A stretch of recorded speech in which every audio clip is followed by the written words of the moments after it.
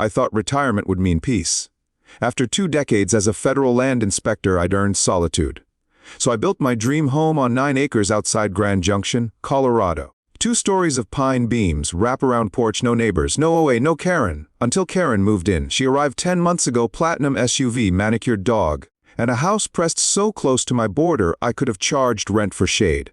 Her first introduction was a typed letter, gold embossed, demanding I repaint my garage door to match neighborhood tones. Then came notes about my fence height, my gravel driveway, even my porch light being aesthetically jarring nocturnal pollution. I burned them in the fireplace. But then she trespassed, clipboard in hand, snapping photos of my solar panels. Just gathering information, she chirped. A week later, a courier handed me papers, a lawsuit. According to her, my garage and workshop encroached onto OA property by 24 feet. The evidence? A pixelated satellite image mutilated in Microsoft Paint. You think I built a house on your land? I asked. Not mine. She smiled. The community's. That was the spark. I pulled my original surveys, GPS coordinates, notarized, time-stamped years before her HOA existed. I called Mesa County Land Services.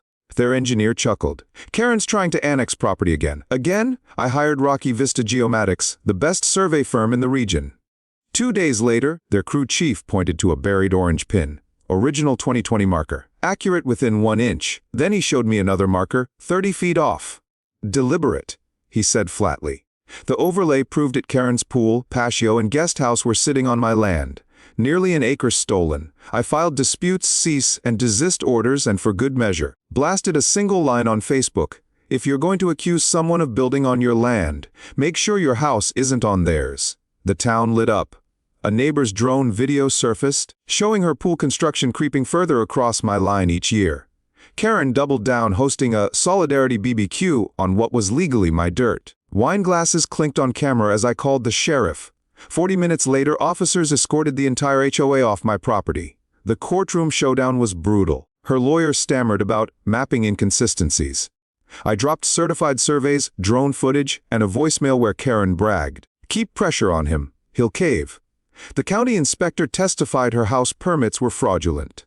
The judge's gavel fell like thunder. Karen had 30 days to vacate encroachments, pay $820 in damages, and submit to a full HO audit. She didn't pay. I enforced. Colorado law handed me not just my land, but her house, her pool, her empire of fraud. I didn't keep it for myself. I turned it into a retreat for combat veterans, quiet rooms, workshops, gardens. Something real on land that mattered. Karen lost her license. The HOA changed hands. The ridge grew calm again, and the line they tried to erase is the very one that saved me.